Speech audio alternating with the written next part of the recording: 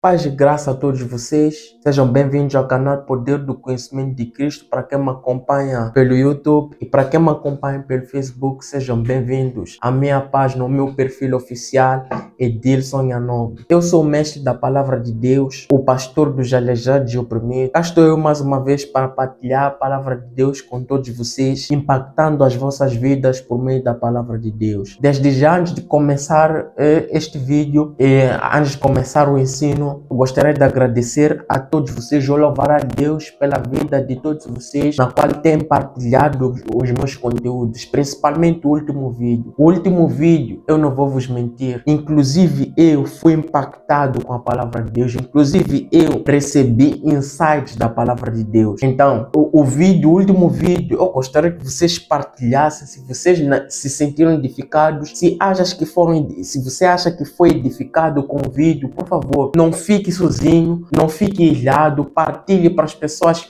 que tu amas, partilhe para as pessoas que tu gostarias que elas conhecessem a Jesus ou provassem da essência do Evangelho por meio de Jesus Cristo. Por que é isso? Porque o Evangelho, meus irmãos, é simples. O Evangelho é para todos, está disponível para todos, porque Jesus Cristo é o único assunto do Evangelho. E agora, para nós que já sabemos que é através do conhecimento de Jesus Cristo que nós seremos transformados. Não, nós vamos crescer a cada dia. Então, sem mais delongas, vamos lá à Palavra de Deus. E o tema de hoje é a liberdade de Cristo por meio da graça. É um tema sugestivo, porém muito redundante, porque eu poderia dizer liberdade de Cristo, porque a graça não é uma coisa, a graça é uma pessoa, é a pessoa de Jesus Cristo. E talvez eu vá começar com o vídeo a dizer isso. A graça é uma pessoa, a graça vem por Jesus Cristo e a graça é Jesus Cristo. Por que eu digo isso? Nós vamos para o livro de João capítulo 1, versículo 17, que diz assim, 17, estou a usar a versão King James. Porquanto a lei foi dada por intermédio de Moisés, mas a graça e a verdade vieram através de Jesus. Fazendo a morfologia do termo mas, nós vamos encontrar que o mas é uma conjunção coordenativa adversativa.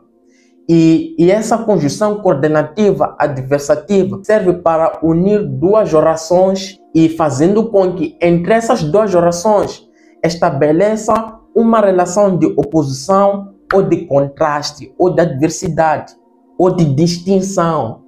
É para isso que serve o termo mas. Por isso que aqui existe o termo mas. Aqui diz, a lei foi dada por intermédio de Moisés, mas, contradição. Porém, pelo contrário, a graça e a verdade vieram através de Jesus Cristo. Então, a lei que foi dada por Moisés é boa?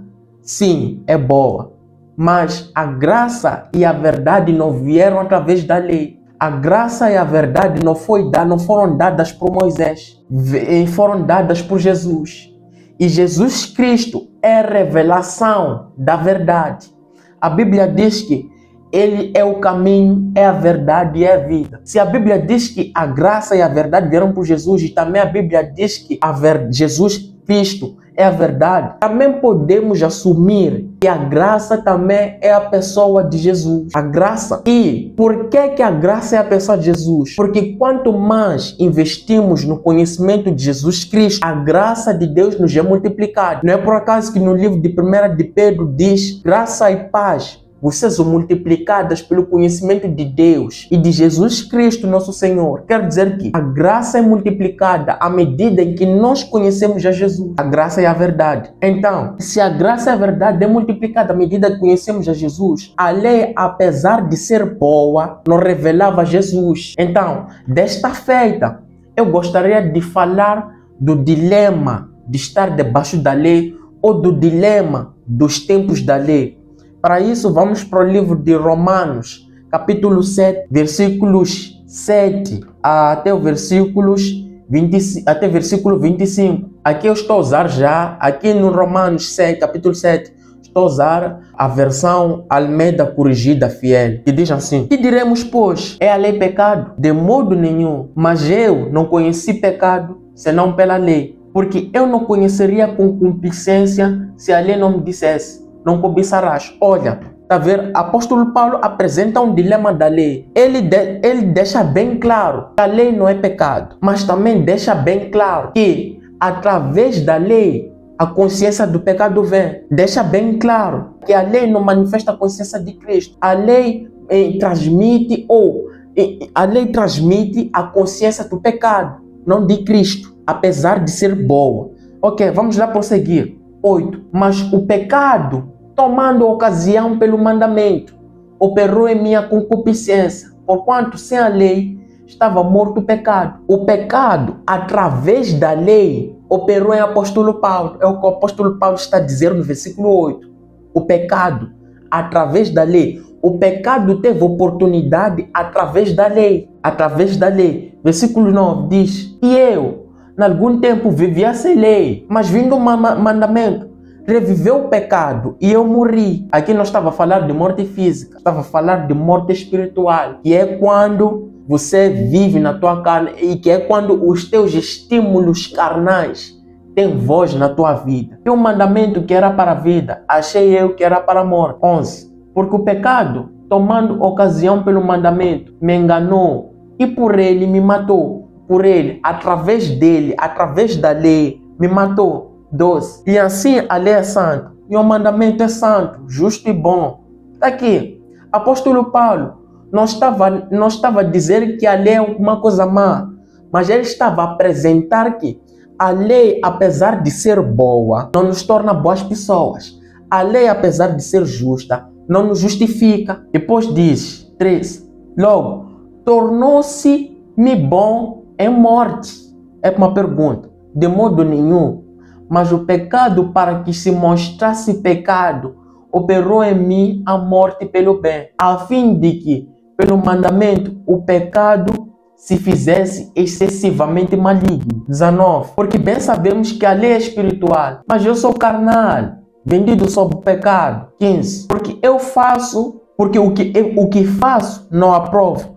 Hoje o que quero não faço, mas o que aborreço, isso faço. Olha, está aqui o dilema da lei. A lei veio para você, através dela, você tentar se cumprir os seus mandamentos. E tentando cumprir os seus mandamentos, você não fizesse aquilo que está na lei. E para que assim o pecado abundasse em ti. Em outras palavras, a lei não veio para ser cumprida. A lei veio para intensificar o pecado na nossa carne. Apesar de ser boa. Eu não estou a dizer que a lei não é boa. Eu estou a dizer que a lei, apesar de ser boa, não nos torna bons.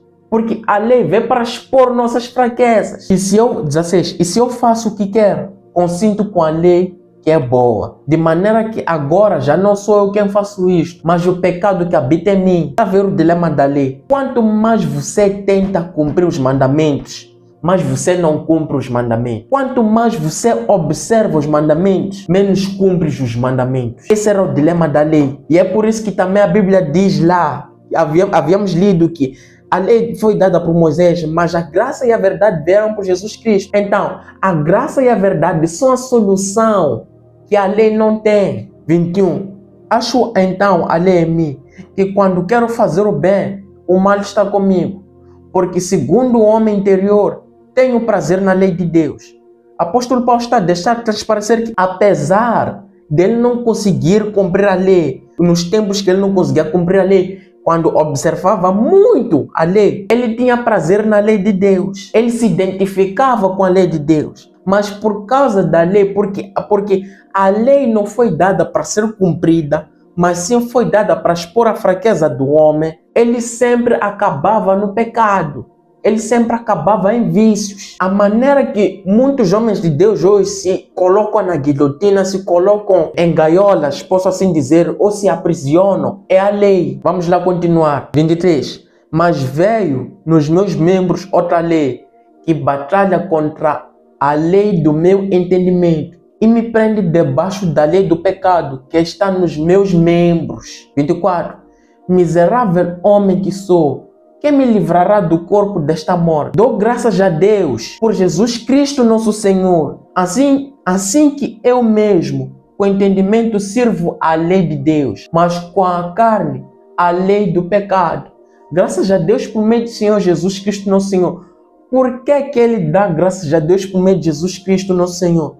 Porque a graça e a verdade vieram por Jesus Cristo. A Bíblia deixa-nos transparecer o seguinte: o pecado não terá domínio sobre vós, porque não estás debaixo da lei, mas sim debaixo da graça. Ao contrário de muitos pastores que dizem que se nós pregamos muito sobre a graça, nós estaremos a incentivar as pessoas a pecar mais.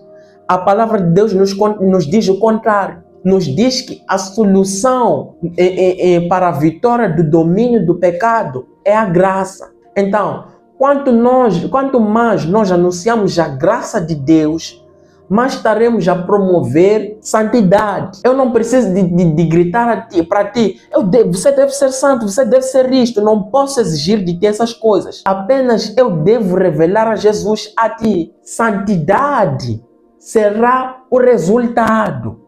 Não será fruto do teu esforço humano. Será o resultado de você conhecer a graça de Deus. E agora vamos para o livro de Gálatas, capítulo 5, versículo 1, que diz assim: foi para a liberdade que Cristo nos libertou. Portanto, permanecei firmes e não vos sujeiteis outra vez a um jugo de escravidão. Primeiro, há coisas que devemos decifrar aqui. Paulo diz com convicção que foi para a liberdade que Cristo nos libertou. E aqui, o jugo da escravidão, quando o apóstolo Paulo diz não vos sujeiteis outra vez a um jugo de escravidão, estava a falar da lei. Jugo de escravidão aqui significa lei. Por que que eu tenho a certeza que significa lei? Se formos a continuar a ler, isso será notório. Vamos lá ler. Eu, Paulo, vos afirmo que nada vos servirá se vos deixar de circuncidar. E outra vez vos declaro solenemente a todo homem que se permite circuncidar, que ele desse modo fica obrigado a cumprir toda a lei. Olha, apóstolo Paulo estava a falar de algumas pessoas para pessoas de Gálatas, alertando acerca desses falsos mestres que promoviam a lei, que pregavam que deviam pregar, que as pessoas deviam cumprir a lei, E uma das leis é a lei da circuncisão. Nós sabemos que a lei preconiza a circuncisão. E ademais, quando a Bíblia fala que devemos guardar a lei, não está a falar, não se refere somente aos 10 mandamentos. E há muita ignorância a respeito disso. Não se refere somente aos 10 mandamentos. Refere-se aos 613 mandamentos. Eram cerca de 613 mandamentos que deveriam ser observados minuciosamente. E se você só falhasse um, você caía em todos, você era culpado de todos. Então, esses falsos mestres pregavam que o pessoal deve cumprir a lei, que o pessoal devia se circuncidar para que assim fossem salvos. Como se a circuncisão fosse um objeto para ser aceito por Deus. Mas nós sabemos que em Cristo isso não é necessário. Nós apenas precisamos de crer em Jesus. Porque crendo em Jesus, já fizemos a circuncisão do nosso coração. A Bíblia fala no livro, também no versículo 4, vamos continuar a ler. Vós que vos justificais por meio da lei, estáis separados de Cristo, caístes da graça.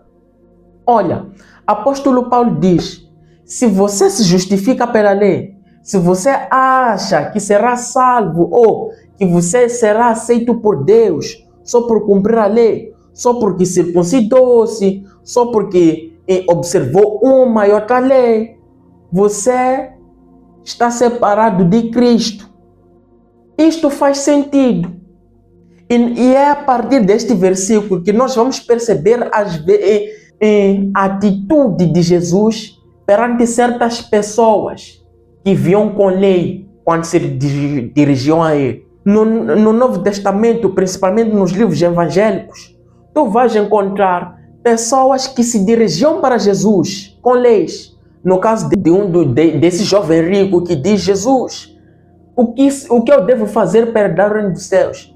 Jesus explica o que ele deve fazer para herdar o reino dos céus. Observe uma coisa. Enquanto você se dirigir a Deus com leis, você terá leis de volta, não terá bênçãos. A lei não é requisito para receber algo da parte de Deus. Vos digo isso com convicção. Nenhum homem de Deus recebeu algo da parte de Deus porque cumpriu a lei. Esquece. Se você me apresentar um homem de Deus que conseguiu algo da parte de Deus por meio da lei ou através da lei, esse é mentiroso, é charlatão.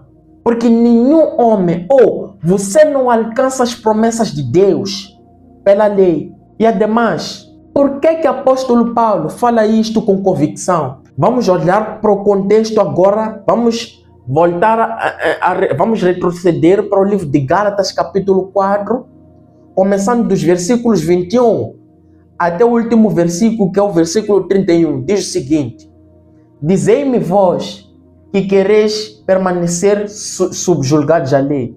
Acaso não tendes ouvido com clareza a lei?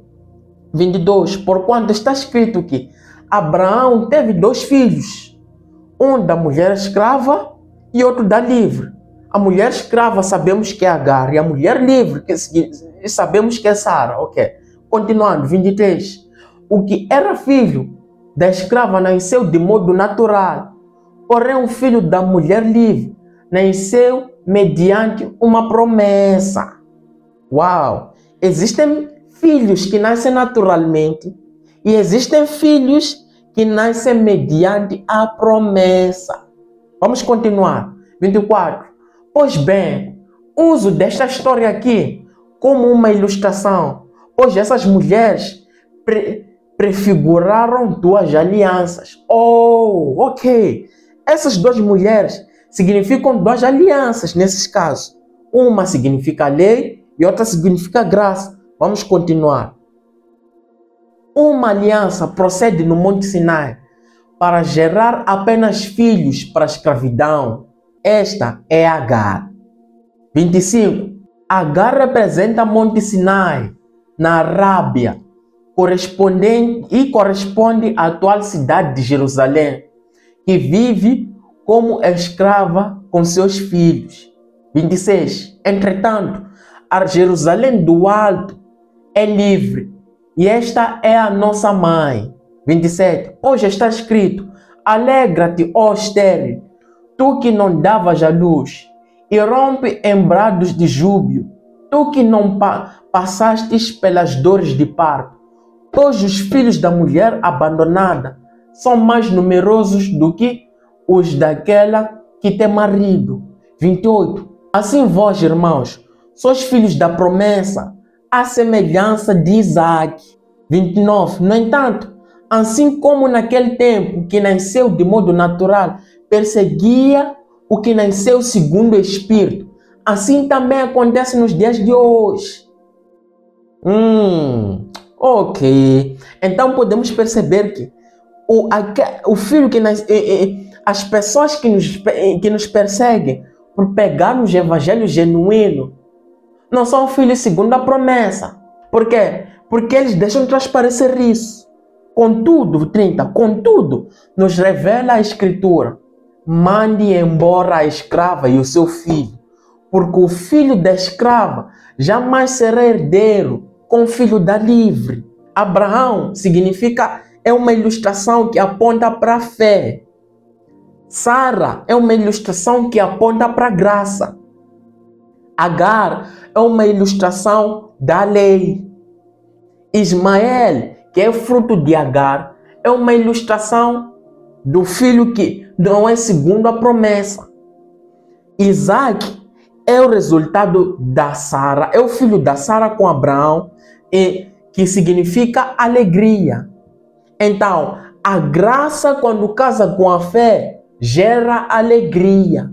Mas só que a fé, quando casa com a lei, gera pessoas que contendem com alegria, gera ladrões de alegria. Então, Abraão aponta para a fé, Sara aponta para a graça, Isaac aponta para a alegria. Então, quando a nossa fé, quando a fé de Deus em nós tem choque com a graça de Deus, gera em nós alegria. É por isso que o apóstolo Paulo diz: foi para a liberdade que Cristo nos libertou. A alegria é um dos sinais da liberdade. E a Bíblia fala, Paulo alerta aqui: nós não podemos voltar a submeter no jugo da servidão, porque nós não somos filhos naturais, nós somos filhos da promessa. Meus amados, eu gostaria que vocês entendessem que a liberdade na qual Cristo nos libertou não consiste mais em meditar a lei para cumprir, mas sim em conhecer mais e mais a pessoa de Jesus. Porque é através do conhecimento de Cristo que o que está escrito na lei se torna a nossa natureza. Então, o que está escrito na lei deixa de ser a nossa obrigação e passa a ser a nossa natureza. Ou seja, Cristo nos libertou. A lei deixou de ser nossa obrigação cumprir e se tornou nossa natureza. E em Cristo servimos em novidade de vida e não na velhice da lei em que consistia a abundância de pecado. Cristo nos libertou da lei. O Cristo nos libertou da lei, porque a lei opera o pecado. Sabemos que a Bíblia diz que o aguilhão da morte é o pecado e a força do pecado é a lei. É por isso que na lei opera o pecado. E Jesus nos libertou da lei para que nós vivêssemos livres do pecado. E é por isso que os que se justificam pela lei colocam dessa forma em descrédito a verdade que Jesus nos justificou através do seu sangue derramado na cruz por nós. Não coloca em descrédito aquilo que Jesus fez por ti, porque você é filho segundo a promessa de Deus. Eu vou ficar por aqui.